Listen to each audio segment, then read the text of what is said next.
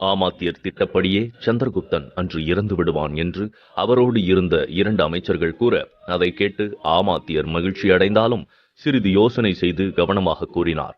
நாம் இத்தனை நம்பிக்கையுடனும் இருப்பது நல்லது கிடையாது.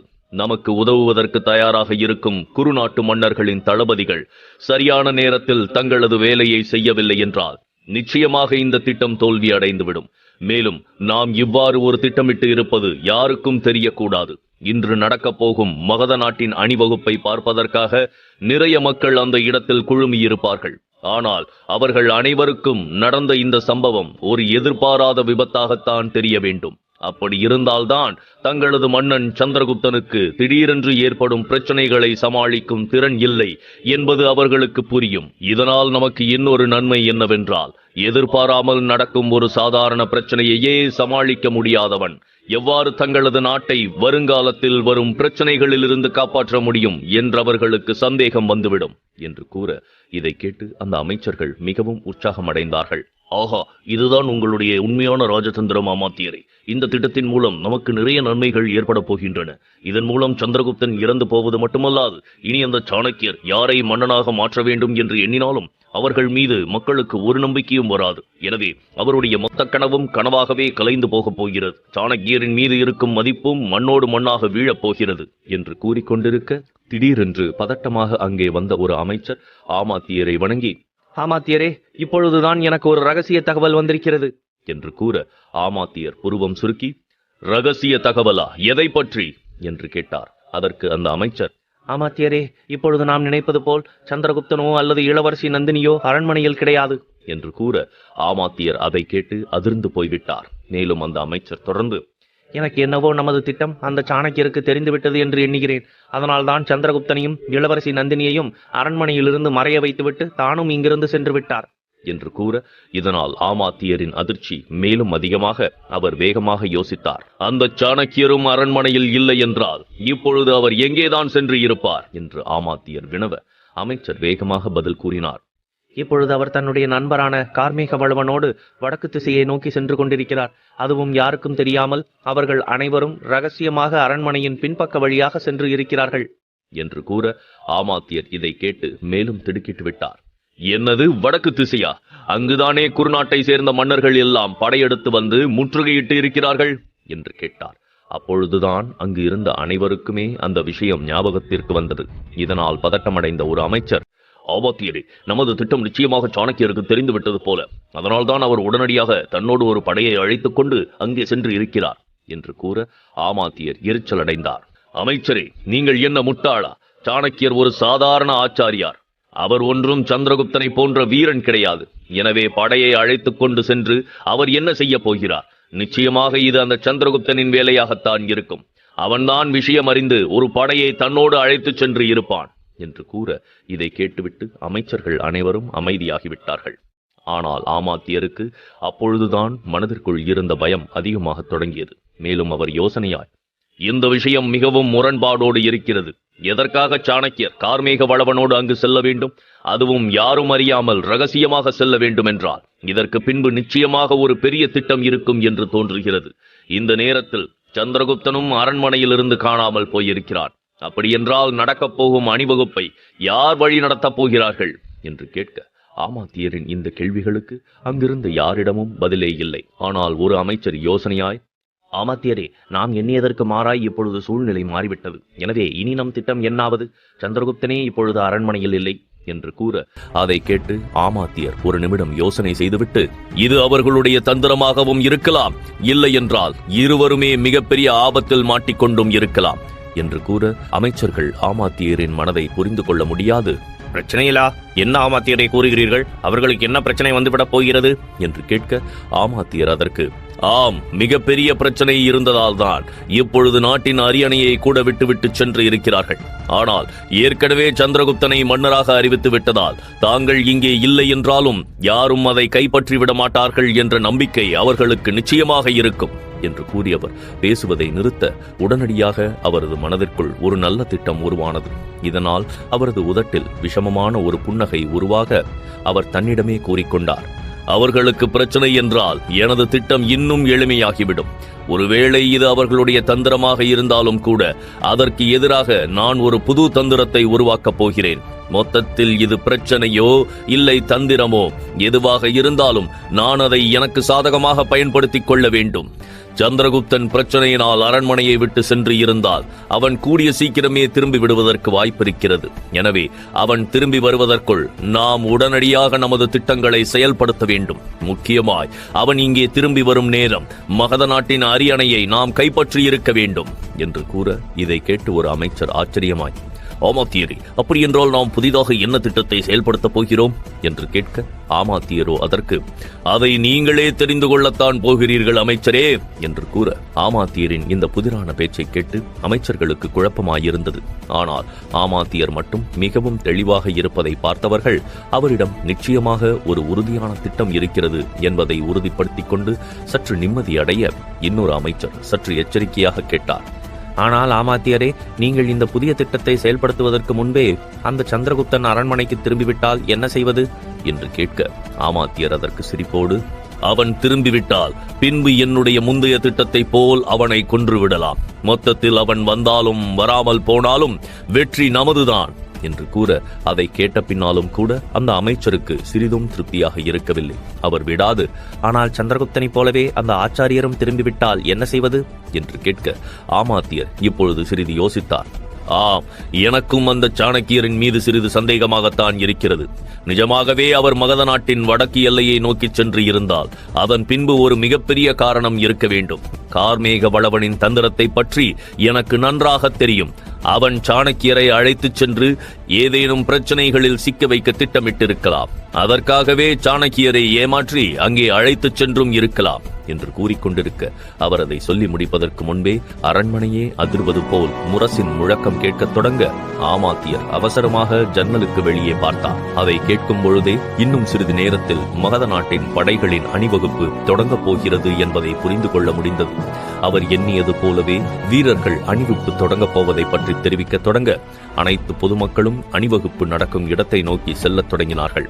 இதனால் உற்சாகமடைந்த ஆமாத்தியர் மிகவும் ஆர்வமாய் அந்த காட்சியை பார்த்துக் கொண்டிருந்தார். இன்னொரு புறம் அடர்ந்த கந்தக காட்டின் நந்தினியும் மணிக்கேதுவும் இருந்த ரதம் ஒரு புதைக்குழியை நோக்கி சென்று கொண்டிருக்க, திடீரென்று இடையில் வந்த மரத்தில் அது மோதி திசை திரும்பிவிட்டது. இதனால் நந்தினி சிறிது நிம்மதி அடைந்தாலும் அவள் சிறிதும் எதிர்பாராதபடி இன்னொரு திசையில் செல்லத் தொடங்கிய ரதம் இறுதியாக இரு பள்ளங்களுக்கு இடையே மாட்டிக்கொண்டு விட்டது. அதை அப்பொழுதுதான் நினைவு கூர்ந்த நந்தினி கீழே இருந்த பள்ளத்தையும் ரதம் இருந்த நிலையையும் கவனித்தாள். எப்பொழுது வேண்டுமானாலும் அந்த ரதம் தடுமாறி கீழே விழுவதற்கு நிறைய வாய்ப்புகள் இருந்தன. எனவே நந்தினியும் அந்த இடத்தில் இருந்தால் இறந்து போவதற்கு கோடி வாய்ப்பு இருக்கிறது. அதை எண்ணிய நந்தினி பதட்டத்தால் அவசரமாக தன் கண்களை மூடிக்கொண்டாள். அவளுக்கு நொடிக்கு நொடி பயம் அதிகமாகிக் கொண்டே இருக்க, அவள் பதட்டமாய், கடவுளே, இதுதான் என்னுடைய முடிவா? இவ்வாறுதான் நான் இறக்க வேண்டும் என்று என் விதியில் ஏற்கனவே எழுதியிருந்ததா?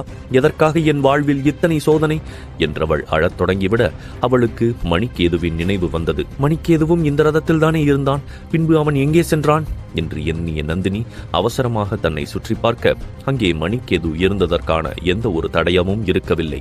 மேலும் அதிகமாய் அசைந்தால் ரதம் கீழே விழுந்துவிடும் என்ற பயத்தில் நந்தினி மெதுவாய் கீழே இருந்த பள்ளத்தை எட்டி பார்க்க அவளால் ஒரு முடிவுக்கு வர முடியவில்லை. மணிக்கேது எங்கே சென்று இருப்பான்? ஒருவேளை இங்கே வந்து கொண்டிருக்கும் பொழுதே அவன் இந்த ரதத்திலிருந்து குதித்திருப்பானோ?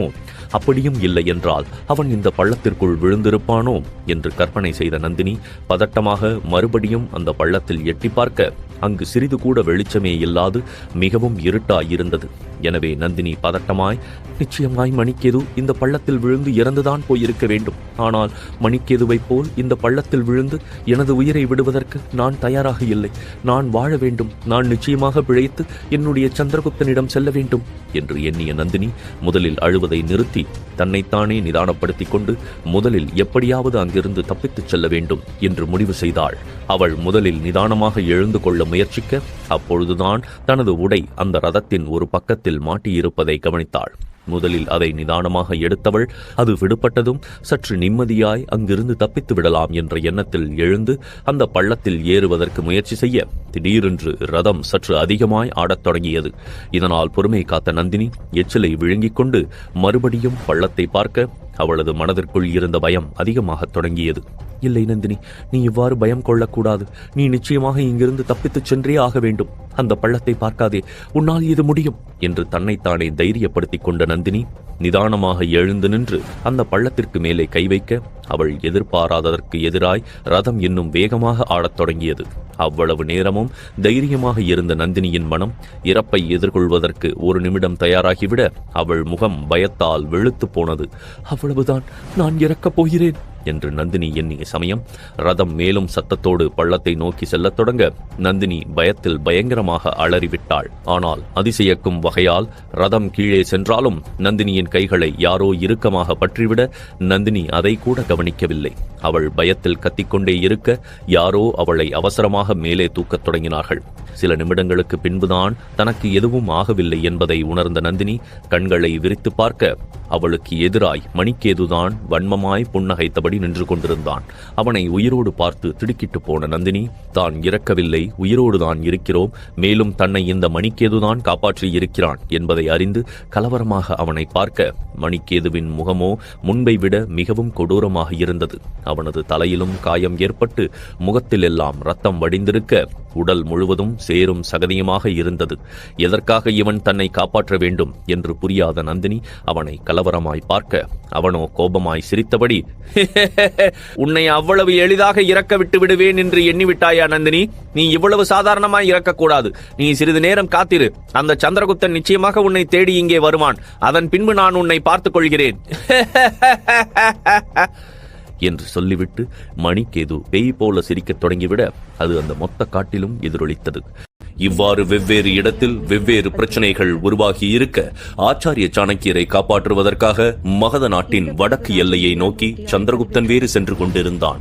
அவன் தன் குதிரையை அதிவேகமாய் செலுத்தி நிறைய தூரம் வந்துவிட்டாலும் அப்பொழுது வரை ஆச்சாரிய சாணக்கியர் எங்கே இருக்கிறார் என்று அவனால் எந்த ஒரு தடயத்தையும் கண்டுபிடிக்க முடியவில்லை. எனவே அவன் மிகவும் யோசனையாய் அந்த கார்மேக வளவனின் திட்டம்தான் என்ன? முதலில் அவர் மணிக்கேதுவுக்கு உதவி நந்தினியை கடத்த வைத்தார்.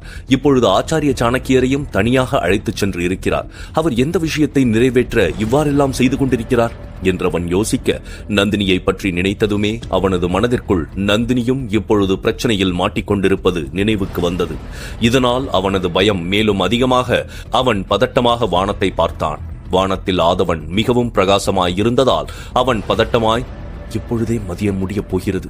எனக்கு மணிக்கேது மாலை வரைதான் நேரம் கொடுத்திருக்கிறான். நான் அதற்குள் செல்லவில்லை என்றால் நந்தினியை கொன்று விடுவேன் என்றும் கூறியிருக்கிறான். ஆனால் நான் அதை யோசிக்காமல் முதல் வேலையாக என்னுடைய ஆச்சாரியரை கார்மேக வளவனின் கட்டுப்பாடுகளிலிருந்து காப்பாற்ற வேண்டும் என்று உடனடியாய் வந்துவிட்டேன். நான் மறுபடியும் சென்று நந்தினியை காப்பாற்ற வேண்டும் என்று எண்ணினாலும் இதற்கு மேல் என்னால் அங்கு சென்று அவளை காப்பாற்ற முடியுமா என்று எனக்கே சந்தேகமாக இருக்கிறது. இப்பொழுது வரை என்னால் ஆச்சாரிய சாணக்கியர் எங்கே சென்றார் என்று சிறிதும் கண்டுபிடிக்க முடியவில்லை. இதற்காக நான் கந்தக வனத்திற்கும் திரும்ப முடியாது. இப்போது நான் என்னதான் செய்வது? ஒருவேளை நான் இன்றைக்குள் கந்தக வனத்திற்கு செல்ல முடியாமல் போய்விட்டால் அந்த மணிக்கேது என் நந்தினியை கொன்று விடுவானா என்று யோசிக்கும் பொழுதே சந்திரகுப்தனுக்கு இதயமே நின்று விடுவது போல் இருக்க அவனால் நந்தினி இறந்து போனால் தான் என்ன செய்ய போகிறோம் என்பதை பற்றி சுத்தமாக யோசிக்கவே முடியவில்லை. அதை நினைத்து பார்த்தாலே காற்றில்லாமல் வாழ்வது போல் இருக்க அவன் பதட்டமாக தன் எண்ணத்தை மாற்றிக்கொண்டான். மேலும் ஆச்சாரிய சாணக்கியரா நந்தினியா என்று ஒரு பிரச்சனை உருவான பொழுது அவன் முதலில் ஆச்சாரிய சாணக்கியரை காப்பாற்ற வேண்டும் என்று முடிவு செய்தான். அதற்காகத்தான் நந்தினியை கூட விதியின் வசத்தில் ஒப்படைத்துவிட்டு அவன் இங்கே வந்திருந்தான். ஆனால் இப்பொழுது அவனுக்கு நந்தினியின் நினைவுகள் தான் அதிகமாக வந்து கொண்டே இருக்க அவன் மனக்கணக்கில் நந்தினி நேற்று கலவரமாக பேசியதே நினைவுக்கு வந்தது. சந்திரகுப்தா, நீயும் நானும் ஒரேடியாக பிரிந்துவிடப் போகிறோம் என எனக்கு தோன்றுகிறது. எனக்கு மிகவும் பயமாக இருக்கிறது என்று நந்தினி கூறிய அந்த வார்த்தைகள் சந்திரகுப்தனின் செவிகளில் ரீங்காரமிட அவனது கண்களும் கலக்கத் தொடங்கின. என்னை மன்னித்து விடு நந்தினி. நான் உன்னை உடனடியாக காப்பாற்ற வரவில்லை என்றாலும் எனக்கு அந்த மகாதேவனின் மீது முற்றிலும் நம்பிக்கை இருக்கிறது. அவர் நிச்சயமாக உன்னை அனைத்து ஆபத்துகளிலிருந்தும் பாதுகாப்பார் என்று எண்ணியவன் அவ்வளவு நேரமும் கவனத்தை எதிரே செலுத்தாது சுய எண்ணங்களில் தொலைந்து போயிருந்ததால் திடீரென்று காற்றை கிழித்துக் கொண்டு வரும் என்னவோ ஒன்றை அவசரமாக கவனித்தான். தன்னை நோக்கி வந்து கொண்டிருப்பது ஒரு அம்பு என்று புரிந்ததும் சந்திரகுப்தன் பதட்டமாய் குதிரையை திருப்ப பார்க்க குதிரையோ அவனது பேச்சை கேட்காமல் ஆக்ரோஷமாக வானில் காலை தூக்கி கனைத்தது. இல்லை, இவ்வாறு ஆகக்கூடாது என்று சந்திரகுப்தன் எண்ணிக்கொண்டிருக்க குதிரை கீழே இறங்கிய அடுத்த நொடி சீறி பாய்ந்து வந்து கொண்டிருந்த அந்த அம்பு குதிரையின் கழுத்தை துளைத்துக் கொண்டு வெளியே செல்ல அதற்கு மேலும் நிற்க முடியாத குதிரை தள்ளாடியபடி கீழே விழுந்துவிட்டது. ஆனால் நடக்கப் போவதை ஏற்கனவே யூகித்துவிட்ட சந்திரகுப்தன் குதிரை கீழே விழுவதற்கு முன்னால் அவசரமாக அவன் குதித்து விட்டான். எதிரிகள் தன்னை தாக்கத் தொடங்கிவிட்டார்கள் என்பதை உணர்ந்தவன் அவசரமாய் தன் வாளை எடுத்துக்கொண்டு ஒரு சண்டைக்கு தயாராக அவன் எண்ணியது போலவே 100க்கும் மேற்பட்ட அம்புகள் சந்திரகுப்தனை நோக்கி வரத் தொடங்கின. சந்திரகுப்தன் அதை கண்டு சிறிதும் பின்வாங்காது தன் வாளை காற்றிற்கு இணையாக சுழற்றத் தொடங்க வந்த அனைத்து அம்புகளும் சந்திரகுப்தனின் வாளால் தாக்கப்பட்டு 2ஆக ஒடிந்து கீழே விழுந்தன. ஆனால் அப்படியிருந்தும் 2 அம்புகள் சந்திரகுப்தனின் உடலில் பாய்ந்துவிட அவனால் அந்த வலியை பொறுத்துக் கொள்ள முடியவில்லை. இருப்பினும் போர்க்களத்தில் வலியை பற்றி யோசித்து அதற்கு முக்கியத்துவம் கொடுத்தால் பின்பு உயிரை விட வேண்டும் என்பது ஒரு வீரனுக்கு நன்றாய் தெரிந்த விஷயம். இந்த சாதாரண வலியால் தன் உயிரை இழந்துவிடக்கூடாது என்று உறுதியாக இருந்த சந்திரகுப்தன் பற்களை கடித்துக்கொண்டு அந்த அம்புகளை தன் உடலிலிருந்து ஒவ்வொன்றாக பிடுங்கி கீழே எரிய அவன் காயத்திலிருந்து ரத்தம் வழிந்து கொண்டிருந்தது. ஆனால் அதை கவனிக்காத சந்திரகுப்தன் முதலில் எங்கிருந்து அத்தனை அம்புகளும் தன்னை நோக்கி வருகின்றன என்று மிகவும் கூர்மையாக கவனித்தான். அப்பொழுதுதான் சற்று தூரத்தில் அவனை நோக்கி வந்து கொண்டிருக்கும் ஒரு சிறிய படை அவன் கண்களுக்கு தெரிய சந்திரகுப்தன் கோபத்தால் கைகளை இறுக்கிக் கொண்டான். அந்த படையினர் புழுதியை கிளப்பியபடி நிறைய குதிரைகளில் வந்து கொண்டிருக்க சந்திரகுப்தனால் தன் கோபத்தை கட்டுப்படுத்த முடியவில்லை. இது நிச்சயமாக என் எதிரியின் படையினராகத்தான் இருக்க வேண்டும் என்றவன் நினைத்துக் கொண்டு கவனமாய் பார்க்க அவன் மனதில் சிறிதும் பயம் இருக்கவில்லை. இருப்பினும் தன்னோடு ஒரு சிறிய படையை அழைத்து வந்திருந்தால் தான் இப்படி தனியாக ஆபத்தில் சிக்கிக் கொண்டிருக்க வேண்டியது கிடையாது என்றவனுக்கு தாமதமாய் புரிந்தாலும் அவன் சிறிதும் தடுமாற்றம் கொள்ளவில்லை. நிச்சயமாய் தானே அவர்கள் அனைவரையும் கொல்ல முடியும் என்றவன் உறுதியாய் எண்ணிக்கொண்டு மேலும் தன் வாளை தீர்க்கமாய் பிடித்துக் கொள்ள அத்தனை வீரர்களுக்கு எதிரில் அவன் தனியாக நின்று கொண்டிருந்தான்.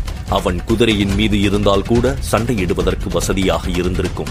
ஆனால் இப்பொழுது சந்திரகுப்தனின் குதிரை இறந்து போனதால் அவன் கீழே நின்று கொண்டிருக்க எதிரே குதிரையில் வந்து கொண்டிருக்கும் வீரர்களை சமாளிப்பது அவ்வளவு எளிது கிடையாது என்று அவனுக்கும் நன்றாகவே தெரிந்தது. அப்படி இருந்தும் இதையெல்லாம் எண்ணி பயந்தால் தான் ஒரு மன்னனாக இருப்பதற்கு தகுதியே இல்லாதவன் என்று எண்ணியவன் ஒரே நேரத்தில் அத்தனை வீரர்களையும் எதிர்கொள்ள தயாரானான். முதலில் ஒரு வீரன் அதிவேகமாக சந்திரகுப்தனை நோக்கி குதிரையில் வந்து கொண்டிருக்க அவன் விடாது தன் அம்புகளை சந்திரகுப்தனின் மீது எய்து கொண்டே இருந்தான்.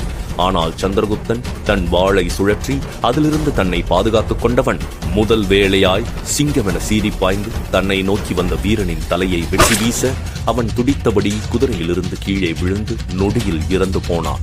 இதை பார்த்து பின்னால் இருந்த வீரர்கள் மனதிற்குள் பயந்து போனாலும் சந்திரகுப்தன் தனியாக இருப்பதால் தங்களை அவன் நிச்சயமாக வெற்றி கொள்ள முடியாது என்ற நம்பிக்கையில் மேலும் முன்னேறி வர சந்திரகுப்தன் இப்பொழுது அவசரமாக முடிவெடுத்து இறந்து போன வீரனின் குதிரையில் ஏறிக்கொண்டான். தன்னை நோக்கி வந்த எதிரி நாட்டின் வீரர்களை உறுதியாய் பார்த்தவன் நிச்சயமாய் இவர்கள் யாரையும் இங்கிருந்து உயிரோடு விட்டுச் செல்லக்கூடாது என்ற எண்ணத்தோடு தன்னை தாக்க வந்த அம்புகளை எல்லாம் தடுத்துக் கொண்டே ஒவ்வொரு வீரனின் தலையாக வெட்டி வீசத் தொடங்க சந்திரகுப்தனின் இந்த ஆக்ரோஷமான தோற்றம் எதிரிகளை கதிகலங்க வைத்தது.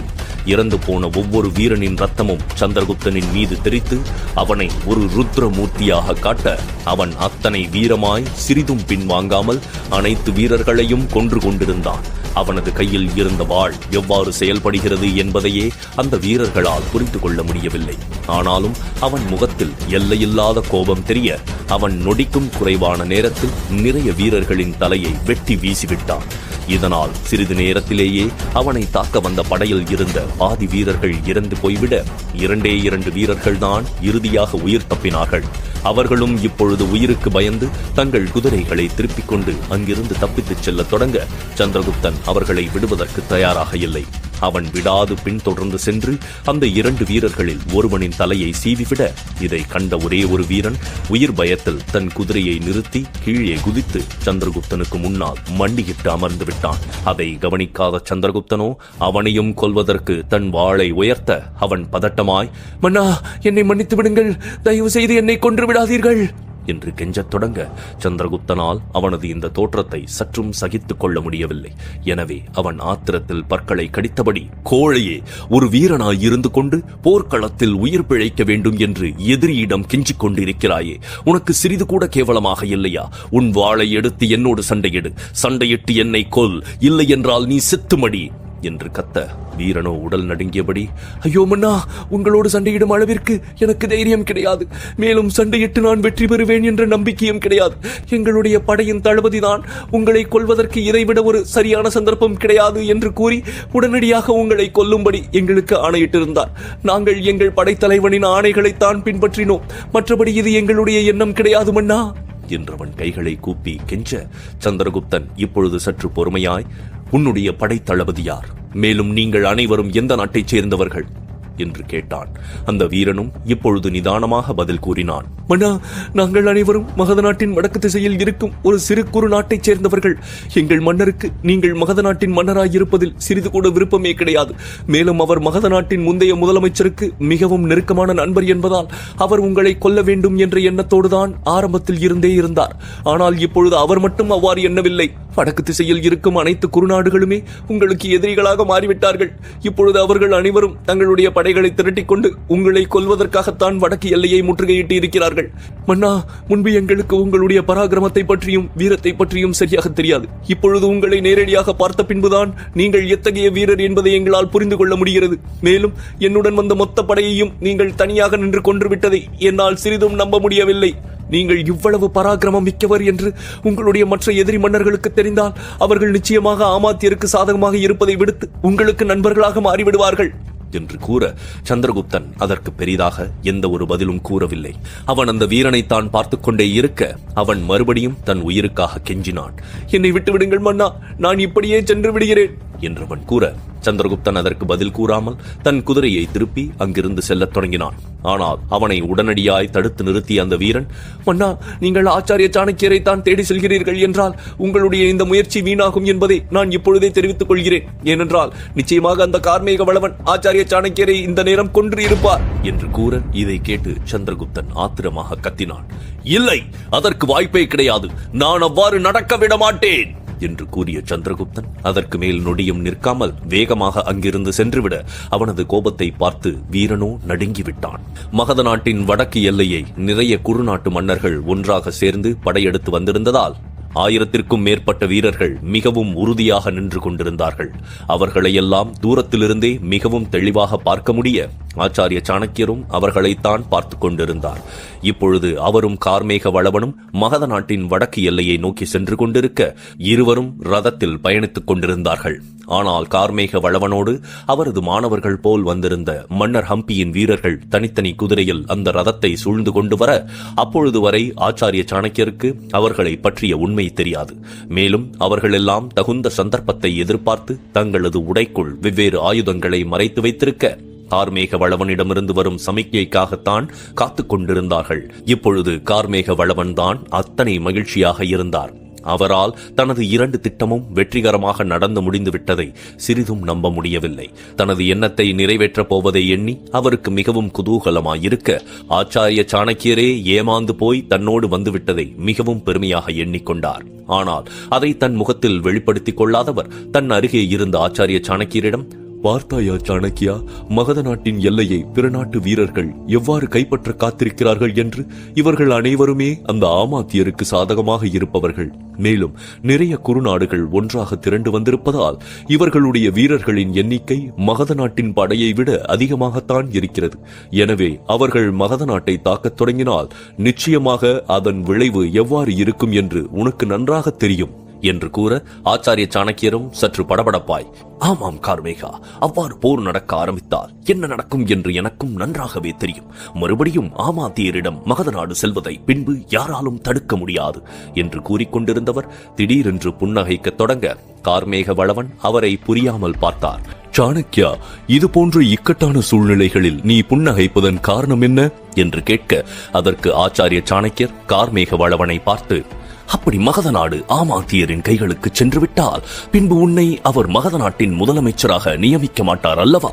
மேலும் மகத நாட்டின் முதலமைச்சராக வேண்டும் என்பதுதானே உன்னுடைய ஆசை என்று கேட்க கார்மேக வளவன் இதை கேட்டு மிகவும் அதிர்ச்சி அடைந்து போய்விட்டார். அவர் ஆச்சாரிய சாணக்கியரை நம்ப முடியாது பார்த்து, உனக்கு உனக்கு உனக்கு எவ்வாறு இந்த விஷயம் தெரியும் சாணக்கியா என்று கேட்க அதற்கு ஆச்சாரிய சாணக்கியர் மிகவும் சாதாரணமான குரலில், கார்மேகா, நீ ஏற்கனவே உன்னுடைய ஆசையை மன்னர் தனநந்தருக்கு முன்னால் சென்று கூறியிருக்கிறாய். ஆனால் உனது எண்ணத்தை அவர் புரிந்து கொள்ளாமல் அவமானப்படுத்தி அனுப்பிவிட்டது எனக்கு நன்றாகவே தெரியும் என்று கூற இதை கேட்டு அவரை முறைத்து பார்த்த கார்மேக வளவன், அந்த தனநந்தன் என்னை மட்டும் அவமானப்படுத்தவில்லை, உன்னையும் தான் அவமானப்படுத்தினான். ஆனால் நான் உன்னை போல் என் குடுமியை அவிழ்த்து நந்த வம்சத்தை அழிப்பேன் என்று சபதமிடவில்லை என்று கூற இதை கேட்ட ஆச்சாரிய சாணக்கியரோ உறுதியான குரலில், நீ தவறாக புரிந்து கொண்டிருக்கிறாய் கார்மேக வளவா. மன்னர் தனநந்தர் என்னை அவமானப்படுத்தவில்லை, மாறாய் வெவ்வேறு பாகங்களாய் பிரிந்திருக்கும் இந்த மொத்த பாரதத்தையும் தான் அவமானப்படுத்தினார். எனவே நான் நமது பாரதத்திற்காகத்தான் நந்த வம்சத்திற்கும் அதன் ஆட்சிக்கும் ஒரு முடிவை கொண்டு வருவேன் என்று சபதம் ஏற்றேன். மேலும் நம்முடைய தனிப்பட்ட விருப்புகளுக்கு குரல் கொடுப்பதற்கும் நமது நாட்டின் முன்னேற்றத்திற்கு குரல் கொடுப்பதற்கும் நிறைய வித்தியாசங்கள் இருக்கின்றன என்று கூற இதை அவர் கூறி முடிக்கும் முன்பே கார்மேக வளவன் சற்று கசப்பான குரலில், அப்படியென்றால் எனக்கு என் பாரதத்தின் மீது எந்த ஒரு பற்றும் இல்லை என்று கூற வருகிறாயா? நான் மகத நாட்டின் முதலமைச்சராக வேண்டும் என்ற எண்ணத்தோடு மட்டுமே இருப்பதாக நீ எண்ணிவிட்டாய். ஆனால் உன்னுடைய எண்ணம் முற்றிலும் தவறு சாணக்கியா. நாம் இருவரும் தட்சசீலத்தில் ஒன்றாக இருக்கும் பொழுது கூட அங்கிருந்த அனைவரும் என்னை உன்னை விட தகுதி குறைந்தவனாகத்தான் நினைத்தார்கள். மேலும் நீ எப்பொழுது சந்திரகுப்தனை உனக்கு சாதகமாக பயன்படுத்திக் கொண்டு நந்த வம்சத்தை முற்றிலுமாய் அழித்தாயோ அப்பொழுதே மக்கள் உன்னை தலையில் வைத்து கொண்டாடத் தொடங்கிவிட்டார்கள். ஆனால் நடந்தது எல்லாம் தவறு என்று நான் உனக்கு இன்று நிரூபிக்கின்றேன். உன்னை விட அனைத்து விதத்திலும் நான் தான் உயர்ந்தவன் சாணக்கியா. அத்தோடு இன்று காலையிலேயே நீ மிகவும் போராடி கைப்பற்றியிருந்த மகத நாடு உன் கையை விட்டு சென்று விட்டது. மேலும் உன்னைப் போலவே அந்த ஆமாத்தியரின் கையில் இருந்தும் கூட நழுவி விட்டது. இனி உங்கள் விருப்பத்திற்கு மாறாக யாரோ ஒரு மூன்றாவது நபர்தான் மகத நாட்டின் அரியணையில் அமரப் போகிறார் என்று கூற இதை கேட்டு ஆச்சாரிய சாணக்கியர் புன்னகைத்தார். கார்மேக வளவா, ஆமாத்தியர் மகத நாட்டின் ஆட்சியை இளவரசி நந்தினியிடம் கொடுக்க வேண்டும் என்றுதான் விரும்புகிறார். அவரை நீ மறந்துவிட்டாயா என்று கேட்க அதற்கு கார்மேக வளவன் ஒரு விஷம் நிறைந்த புன்னகையோடு, உண்மைதான், ஆனால் அவ்வாறு நடக்க வேண்டும் என்றால் அதற்கு இளவரசி நந்தினி இந்த உலகில் உயிரோடு இருக்க வேண்டும் அல்லவா? ஏற்கனவே இளவரசி நந்தினியை மணிக்கேது அரண்மனையிலிருந்து கடத்திச் சென்று விட்டான். இந்நேரத்திற்கு நிச்சயமாக இளவரசி நந்தினி கொல்லப்பட்டிருப்பார் என்று கூற அவ்வளவு நேரமும் சற்று உறுதியாக பேசிக் கொண்டிருந்த ஆச்சாரிய சாணக்கியர் கார்மேக வளவனின் இந்த கூற்றால் திடுக்கிட்டு போய்விட்டார். இவ்வாறு நடக்கும் என்றவர் சிறிதும் எதிர்பார்க்கவில்லை. இன்னொரு புறம் கந்தக வனத்தில் இருந்த இளவரசி நந்தினி மற்றொரு முறையும் மணிக்கேதுவிடம் மாட்டிக்கொண்டிருந்தாள். தன்னுடைய கையால் தான் நந்தினி இறக்க வேண்டும் என்று எண்ணிய மணிக்கேது அவளை இழுத்து வந்து ஒரு மரத்திற்கு கீழே கட்டி வைத்து விட்டான். ஏற்கனவே மதியம் முடிந்து மாலை நெருங்கிக் கொண்டிருந்தது. ஆனால் தான் எதிர்பார்த்தபடி அப்பொழுது வரை சந்திரகுப்தன் வராது இருப்பதை பார்த்து மணிக்கேதுவிற்கு மிகவும் எரிச்சலாக இருந்தது. எனவே அவன் நந்தினியை பார்த்து, நந்தினி, உன் மீது அந்த பணிப்பெண்ணின் மகனான சந்திரகுப்தனுக்கு எந்த ஒரு காதலும் கிடையாது போல நான் உன்னை இங்கே கடத்தி வரும் பொழுதே சந்திரகுப்தனுக்கு தெரிவிக்க வேண்டும் என்று ஒரு ஓலையை உன்னுடைய அறையில் விட்டு வந்தேன். அதில் மாலைக்குள் சந்திரகுப்தன் இங்கே வரவில்லை என்றால் நான் உன்னை கொன்று விடுவேன் என்றும் தெளிவாக குறிப்பிட்டிருந்தேன். ஆனால் இப்பொழுது வரை சந்திரகுப்தன் இங்கே வரவில்லை என்றால் உங்களுக்கு இடையே இருக்கும் இந்த அன்பின் அர்த்தம் என்ன? உன்னை சந்திரகுப்தன் நிஜமாகவே விரும்பவில்லையா? என்னை பார்த்தாயா நந்தினி? நான் என்னுடைய தன்மையாவின் மரணத்திற்கு பழி வாங்குவதற்காகத்தான் இவ்வளவு தூரம் போராடி கொண்டிருக்கிறேன். எல்லாம் நான் அவள் மீது கொண்ட காதலினால்தான்.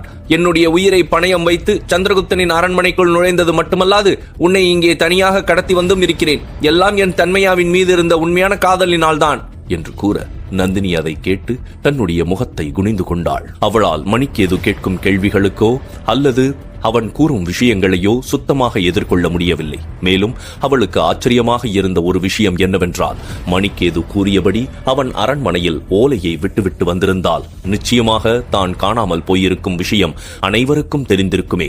பின்பு எதற்காக சந்திரகுப்தன் இப்பொழுது வரை தன்னை தேடி இந்த கந்தக காட்டிற்கு வராமல் இருக்கிறான் என்று யோசித்துக் கொண்டிருக்க மணிக்கேது சட்டென தன் கையில் இருந்த பெரிய நகங்களை நந்தினியின் முகத்திற்கு நேராக காண்பித்து, நந்தினி, உன்னுடைய காதலன் மட்டும் மாலைக்குள் எனக்குள் இங்கே வரவில்லை என்றால் பின்பு நான் உன்னை கொன்று இந்த காட்டில் தூக்கி எறிந்து விட்டு சென்று விடுவேன். அவ்வாறு செய்தால்தான் நீ இறந்த விஷயம் அவனை கடைசி வரைக்கும் சித்திரவதை செய்யும் என்று கூறிக்கொண்டிருந்தவன் திடீரென்று பேசுவதை நிறுத்தி நந்தினியை தலையிலிருந்து கால் வரை நோக்கி, இல்லை, நான் அவ்வாறு செய்ய போவது கிடையாது. நான் உன்னை அந்த சந்திரகுப்தனின் கண்களுக்கு முன்னால் தான் கொல்ல வேண்டும். அவ்வாறு செய்தால்தானே அவன் இறுதி வரை நிம்மதி இல்லாமல் உயிர் வாழ்வான்.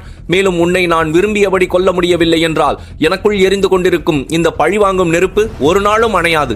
எனவே உன்னுடைய காதலனான சந்திரகுப்தன் சரியான நேரத்திற்கு வரவில்லை என்றால் நான் உன்னை என்னுடைய நாட்டிற்கு அழைத்துச் சென்று உன்னை கொஞ்சம் கொஞ்சமாக விஷக்கண்ணியாக மாற்றிவிடுவேன். அதன் பின்பு உன் நிலை என்னவாகும் என்பதை பற்றி நான் கூற தேவை கிடையாது. பிறகு நீ வாழவும் முடியாமல் சாகவும் முடியாமல் கொஞ்சம் கொஞ்சமாக உன் உயிரை நீயே விட்டு விடுவாய் என்று கூற, மணிக்கேதுவின் இந்த முடிவை கேட்டு நந்தினிக்கு மிகவும் பயமாக இருந்தது. இருப்பினும் அவள் மனதிற்குள் மகாதேவனை வேண்டிக் கொண்டாள். மகாதேவனே, எதற்காக என் சந்திரகுப்தன் இப்பொழுது வரை வராமல் இருக்கிறான்? ஒருவேளை வரும் வழியில் அவனுக்கு ஏதேனும் ஆபத்து ஏற்பட்டு விட்டதா? இல்லையென்றால் மணிக்கேது விட்டு வந்த ஓலை அவனுக்கு கிடைக்காமலே போய்விட்டதா என்று எண்ணிய நந்தினியால் அதற்கு மேல் என்ன நடந்திருக்கும் என்று சிந்திக்க முடியவில்லை. எனவே தன்னை தானே சமாதானம் செய்து கொண்டவள், இல்லை நந்தினி, நீ தேவையில்லாத சந்தேகம் கொள்கிறாய். நிச்சயமாக சந்திரகுப்தன் இங்கே வந்து உன்னை காப்பாற்றுவான். பின்பு இந்த மணிக்கேதுவை கொன்று உன்னையும் இங்கிருந்து அழைத்துச் செல்வான் என்று உறுதியாக நம்ப, அதே நேரம் மகத நாட்டின் வடக்கு எல்லையை நோக்கி சென்று கொண்டிருந்த ஆச்சாரிய சாணக்கியரோ கார்மேக வளவனின் பேச்சால் மிகவும் அதிர்ச்சி அடைந்திருந்தார். தன்னுடைய ஆசையை நிறைவேற்றிக் கொள்வதற்காக கார்மேக வளவன் இத்தனை தூரம் செல்வார் என்றவர் சிறிதும் எதிர்பார்க்கவில்லை. ஆனால் கார்மேக வளவனோ ஆச்சாரிய சாணக்கியரின் அதிர்ச்சியை பார்த்து, இப்பொழுது உனக்கு எனது திட்டம் என்னவென்று புரிந்திருக்கும் சாணக்கியா. ஆனால் இதை எதையும் அறிந்து கொள்ளாமல் நீ என்னை எவ்வளவு அதிகமாக நம்பிவிட்டாய் என்று கூற, ஆச்சாரிய சாணக்கியரோ பொறுமையாய் எதிரே தெரிந்த எதிரிகளின் படையை பார்த்துவிட்டு, கார்மேக வளவா, உன்னுடைய எண்ணத்தை நான் எப்பொழுதோ புரிந்து கொண்டு விட்டேன். நீ நிச்சயமாக என்னை ஆபத்தில் சிக்க வைப்பதற்காகத்தான் இங்கே வந்திருக்கிறாய் என்பதும் எனக்கு நன்றாகவே தெரியும். ஆனால் நீ இளவரசி நந்தினிக்கு இவ்வாறு தீங்கு செய்வாய் என்று நான் சிறிதும் எதிர்பார்க்கவில்லை. மணிக்கேது இளவரசி நந்தினியை அரண்மனையில் இருந்து அழைத்துச் செல்வதற்கு நீதான் காரணமாக இருந்திருக்கிறாய். என்னிடம் நீ பகை பாராட்டுவதில் எனக்கு சிறிது கூட கவலை கிடையாது. ஆனால் இளவரசி நந்தினி உனக்கு என்ன தீங்கு செய்தார்? அவருக்கும் உனக்கும் என்ன பகை? எதற்காக இப்படி சிறிது கூட மனிதநேயம் இல்லாது நடந்து கொள்கிறாய் என்று கேட்க, அதற்கு கார்மேக வளவன் உடனடியாய், எனக்கும் இளவரசி நந்தினிக்கும் இடையே எந்த ஒரு பகையும் கிடையாது. ஆனால் என்னுடைய எண்ணம் என்னவென்றால், நந்த வம்சத்தைச் சேர்ந்த எந்த ஒரு வாரிசும் மகத நாட்டின் அரியணையில் அமரக்கூடாது. அதற்கு பதிலாக இனி அந்த அரியணையில் யார் அமர வேண்டும் என்பதை நான் தான் முடிவு செய்ய வேண்டும். முன்பு எனது சுதந்திரத்திற்கு எதிராக இருந்தது 3 தடைகள் தான். ஒன்று அந்த ஆமாத்தியர், இரண்டாவது இளவரசி நந்தினி, மூன்றாவது நீ. மேலும் ஆமாத்தியன் சந்திரகுப்தனை கொல்ல வேண்டும் என்று எண்ணிய பொழுது மணிக்கேது இளவரசி நந்தினியை தீர்த்து கட்ட வேண்டும் என்று முடிவு செய்திருந்தான். எனவே நான் மணிக்கேதுவுக்கு என்னால் முடிந்த ஒரு சிறிய உதவியைத்தான் செய்தேன். ஆனால் அதற்கு அவன் எனக்கு மிகப்பெரிய பிரதிபலனை கொடுப்பதற்கு தயாராக இருந்தான். அது என்னவென்று தெரியுமா? அவனே நந்தினியை கொல்லும் பொறுப்பை எடுத்துக்கொண்டான். எனவே நான் செய்ததில் எந்த ஒரு தவறும் இல்லை சாணக்கியா. ஏனென்றால் அரசியலில் இதுபோன்ற தந்திரங்களும் மற்றவர்களை பகடையாய் பயன்படுத்தும் விளையாட்டுகளும் சாதாரணம்தான். எல்லாம் அதிகாரத்தை பிடிப்பதற்காக செய்யப்படும் தந்திரங்கள் என்று கூற, ஆச்சாரிய சாணக்கியரின் முகம் இதை கேட்டு கோபத்தால் மாறத் தொடங்கியது. கார்மேக வளவா, நீ அரசியலை பற்றி சரியாக புரிந்து கொள்ளவில்லை. நீ என்னதான் ஒரு நல்ல ஆச்சாரியனாக இருந்தாலும் அதிகாரத்தின் மீது நீ வைத்திருக்கும் பற்று உன்னை ஒரு மனிதத்தன்மையற்றவனாக மாற்றிவிட்டது. நீ எப்பொழுதுமே என்னிடம் போட்டி போட்டு வெற்றி பெற வேண்டும் என்று எண்ணுவாய். உனக்கு நான் எப்பொழுதும் எதிரிதான். அதே எண்ணத்தோடுதான் நீ இப்பொழுதும் செயல்பட்டுக் கொண்டிருக்கிறாய். மேலும் நான் மகத நாட்டின் அரியணையை கைப்பற்றி அதை சந்திரகுப்தனிடம் கொடுப்பதற்கு தவறாக தந்திரங்களை பயன்படுத்தினேன் என்று எண்ணிவிட்டாய்.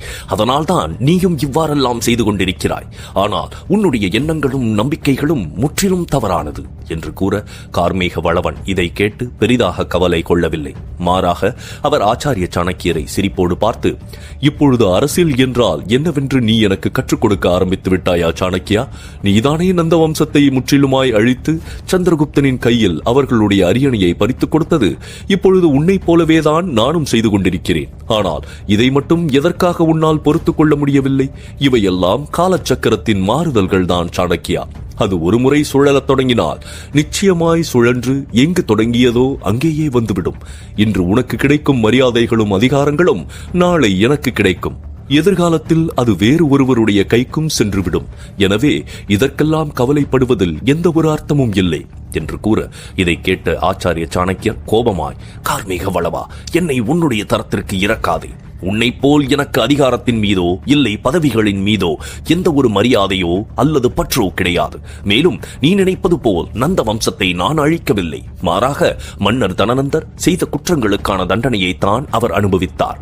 அதை தவிர்த்து நான் என்ன செய்தாலும் அது நமது பாரதத்தின் நன்மைக்காகத்தான். ஆனால் நீயோ உன்னுடைய ஆசைகளை அடைந்து கொள்வதற்காக இவ்வாறு செய்து கொண்டிருக்கிறாய். அது உனக்கும் நன்றாக தெரியும் என்று கூற, அதை கேட்ட கார்மேக வளவனோ, ஆம் சாணக்கியா, இது சாதாரண ஆசை இல்லை. இவை அனைத்தும் பேராசைகள். மேலும் நாளையிலிருந்து அனைத்து விஷயங்களும் மாறப்போகின்றன. நாளை நீயும் அந்த சந்திரகுப்தனும் இளவரசி நந்தினியும் இந்த உலகத்தில் இருக்கப் போவது கிடையாது. ஆனால் ஆமாத்தியர் நிச்சயமாக தப்பித்து விடுவார். இங்கே வடக்கு எல்லையில் இருக்கும் அனைத்து குறுநாடுகளும் தனக்கு உதவ வந்து கொண்டிருப்பதாக அவர் எண்ணிக்கொண்டிருக்கிறார். ஆனால் அவருடைய திட்டத்தில் ஒரே ஒரு சின்ன மாற்றம்தான். இவர்கள் அனைவரும் ஆமாத்தியரின் பேச்சை கேட்டு மகத நாட்டை தாக்கப் போவது கிடையாது. மாறாக நான் எப்போது கூறுகிறேனோ அப்பொழுதே தங்களது போரை தொடங்கப் போகிறார்கள் என்று கூறியவர் சட்டென பெருமையான குரலில், சாணக்கியா, இனி அரசியலிலும் தந்திரத்திலும் இந்த கார்மேக வளவன் யார் என்பதை நான் உனக்கு காட்டப் போகிறேன். இப்பொழுது உன் முன்னால் மரணம் வந்துவிட்டாலும் நீ எப்பொழுதோ என்னிடம் தோற்றுப் போய்விட்டாய். எனவே இனி மரணத்தை எதிர்கொள்வதற்கும் உன்னுடைய தோல்வியை தாங்கிக் கொள்வதற்கும் தயாராக இரு என்று கூறிய கார்மேக வளவன் தன்னுடைய மாணவர்களைப் போல் வேடமிட்டு வந்திருந்த மன்னர் ஹம்பியின் வீரர்களை பார்த்து தலையசைக்க, அவர்கள் அனைவரும் உடனடியாக மகத நாட்டின் வடக்கு எல்லையில் முற்றுகையிட்டிருந்த மற்ற குறுநாடுகளின் படைகளை நோக்கி செல்லத் தொடங்கினார்கள். ஆனால் இப்பொழுது மன்னர் ஹம்பியின் வீரர்கள் தங்கள் ஆடைகளில் மறைத்து வைத்திருந்த ஆயுதங்களை வெளியே எடுத்துக்கொள்ள, ஆச்சாரிய சாணக்கியரும் நடப்பது அனைத்தையும் மிகவும் கவனமாக பார்த்தபடி கார்மேக வளவனோடு செல்லத் தொடங்கினார். இன்னொரு புறம் மகத நாட்டின் அரண்மனையில் சந்திரகுப்தன் இல்லை என்றாலும் அன்று நடக்கப் போகும் அணிவகுப்பின் ஏற்பாடுகள் மிகவும் பரபரப்பாக நடந்து கொண்டிருக்க, மக்கள் அனைவரும் வீரர்களின் அறிவிப்பை கேட்டு அணிவகுப்பு நடக்கும் இடத்திற்கு சென்று விட்டார்கள். இனி நடக்கப் போவது என்ன? சந்திரகுப்தன் இல்லாது அணிவகுப்பை வழி நடத்தப் போவது யார்? ஆச்சாரிய சாணக்கியர் கார்மேக வளவனிடமிருந்து தப்பிப்பாரா, இல்லை இன்னும் பெரிய பிரச்சனைகளில் மாட்டிக்கொள்வாரா? மேலும் தெரிந்து கொள்ள தொடர்ந்து கேளுங்கள்.